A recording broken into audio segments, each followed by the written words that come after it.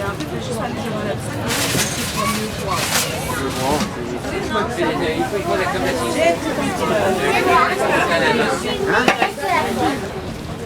on va faire de la crème glacée. Aujourd'hui, j'ai un mélange ici de crème glacée. Est-ce que vous connaissez les ingrédients de la crème glacée? Du lait, j'ai entendu?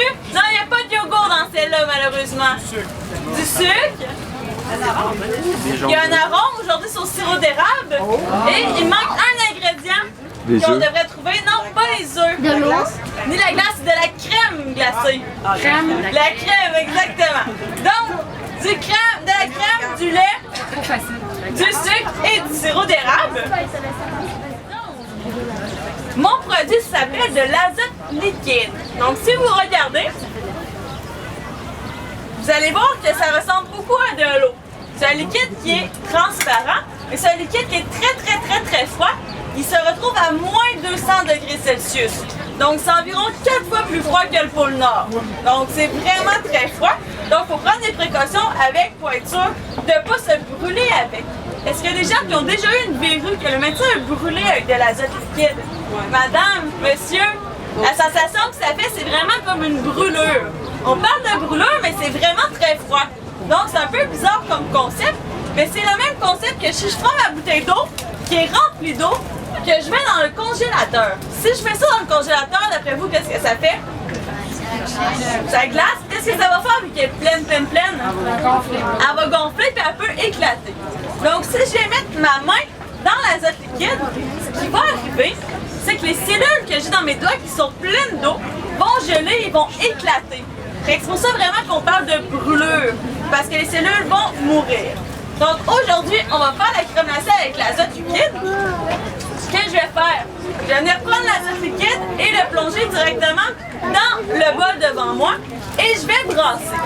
On brasse pour incorporer des molécules d'air pour être sûr que la crème glacée ne fasse pas un gros bloc de glace.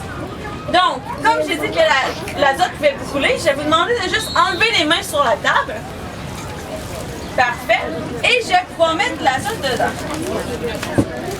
Donc, je vais demander un décompte aux personnes à l'avant. Vous pouvez faire de 3 à 0, puis à 0, je vais mettre l'azote liquide dedans. Qui commence? 3, 2, 1, 0. Donc, on met l'azote et je brasse.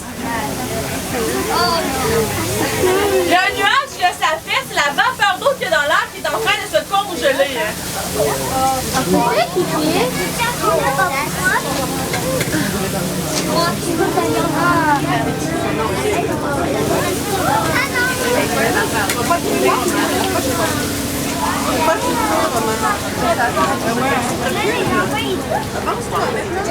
Donc, on obtient la crème glacée. Ça prend environ 10 secondes à faire et on a déjà notre crème glacée. J'ai une autre question pour vous avant la dégustation. Si je prends mon azote liquide et je la bois, est-ce que je vais mourir d'après vous? Non! Oui, hein? Non, oui, je vais mourir. C'est tellement très froid que ça va me geler. Mais pourquoi qu'on peut manger ma crème glacée si j'ai mis ça dedans? C'est mélangé. Et qu'est-ce que ça fait quand je le mélange? Vous avez vu la fumée que ça fait? Ça donne du goût? Non, ça ne donnera pas de goût malheureusement. Ça s'évapore, exactement.